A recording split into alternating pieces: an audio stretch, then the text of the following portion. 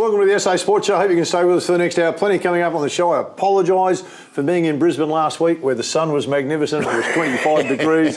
As I welcome Barry Coote to the show. Baz, how are you? Yeah, thanks for reminding me of that, mate. Yeah, it was about 2 here while you were away. Well, I left you with Greg Anderson too, mate, so I did leave you. Got even colder. Did it? For sure. Hey, mate, we've got to talk about the Thunderbirds. They were magnificent on the weekend. Yeah, extra time, win by a goal. Say goodbye to the Sydney Swifts. Thunderbirds 60-59. It was probably a little bit more than that because there was a late goal at the end of the game, so it's probably more like a 3-goal win, but fantastic. Well, it was a great brings win, the mate. city alive too. It's been 10 years, 2013, our last one. So fantastic win. Yeah, and I think wasn't the semi the same point? Yep.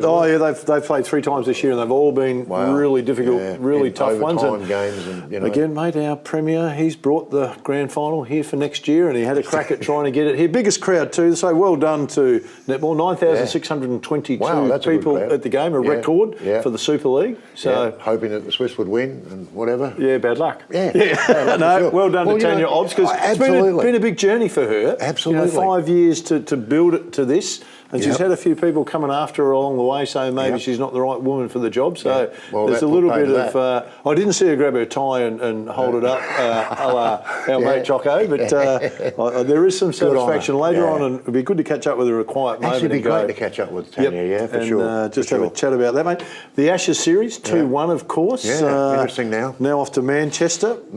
Can Warner hold his spot? Well, I think he's got some credits in the bank. I wouldn't be changing the lineup too much at all. I think once you start doing that, you can set yourself up for a loss there easily. I'd let him go. I'd give him a little bit of free rein. Have a crack, mate. I agree with you, because a lot of people have said, maybe Travis Head, and I'm going, I'd keep him right where he is at the moment. He is humming magnificently. Maybe it's Mitch Marsh that comes in for that spot, and you go... I love Mitch Marsh. So do I, and he's been brilliant. Of Mitch Marsh for a long time. Would you put him as the opener? Mate, you could almost bat him at 3, because I'm not all that impressed with Labuschagne at the moment. I think he's mucking around like an idiot at the crease at the minute. And he's not setting the world on fire. I've been a big Mitch Marsh fan for a lot of years, and I think that if you batted him at 3, because he's the type of fella who, if you lost a wicket the first ball of the day, he'd hit the second ball for 4. Right. He's not one to hang around and whatever. He gets you away to a start.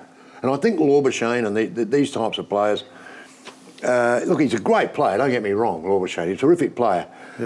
But play the game, mate. All this mucking around at the crease like Steve Smith does and all this, forget that. That's rubbish to me. Just bat, because he's a very good player. But I'd be inclined to bring Mitchy Marsh up and go, mate, away you go. I've been pretty impressed with Marsh. That innings, mate, 118 off 118 balls. You don't do that in Test cricket. No, you're not supposed to. That is just there's your Bazball. You want to play Bazball against us? Remember this conversation we had a few weeks ago, mate? If you want to play, let's play. Let's play. You want a Bazball? I reckon. I'll throw you a Mitch Marsh and a Travis Head and an Alex Carey at all your Bazballs and see who wins. No, I'd be feeling confident. Will it be? I wouldn't change too much. Will we get them? Manchester, will that finish it? I think we'll still win the series. Oh, you think it might go to the 5th? Well, it could, but I still think we will win the series. I think we'll win the...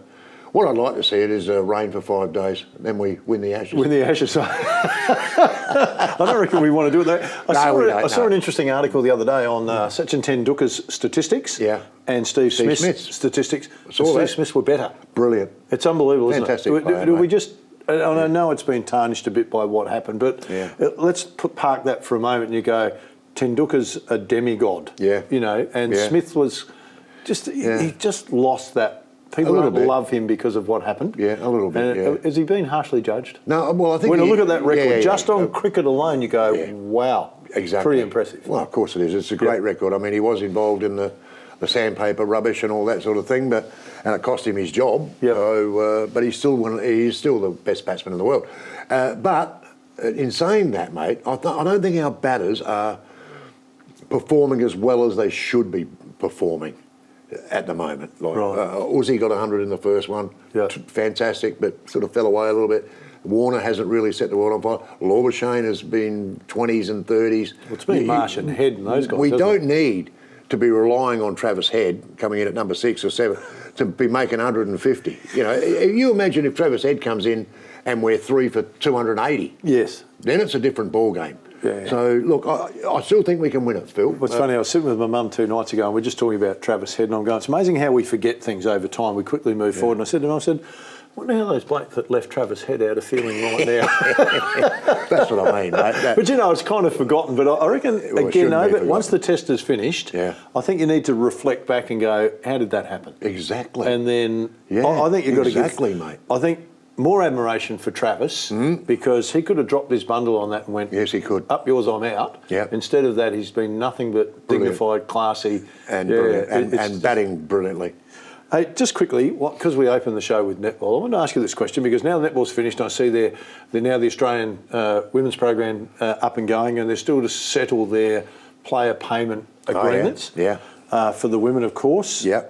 Will the men get paid the same as the women, the male netballers? Because we often see the women saying they want to be paid the same as the men in footy and the same in other sports, tennis, etc. Would it be really unusual for the men to come out and go, well, we think we should be getting paid the same as the women here? But I've just never heard that. No, but you know what you've just done? You've just given one of the men netballers an idea a bit of ammunition here. Maybe we should be paid the same. I think it's the same argument. You get paid what you generate. Well, of course. Is fair, and if they're playing in front of 9,600, I think you've got a solid claim. It just came into my head when I'm thinking, funny, I wonder what would happen if a group of blokes came out now and said, well, we want to be paid the same as the women. They'd be held to pay. There'd be an uproar, mate, of course they would, They'd be held to pay, for sure. All right, don't know why I said that. Hey, we've got plenty coming up on the show. I don't know why you said it either. Right now, I don't even know why I mentioned that, and I apologise for bringing it up. Stay with us. Plenty coming up on the show.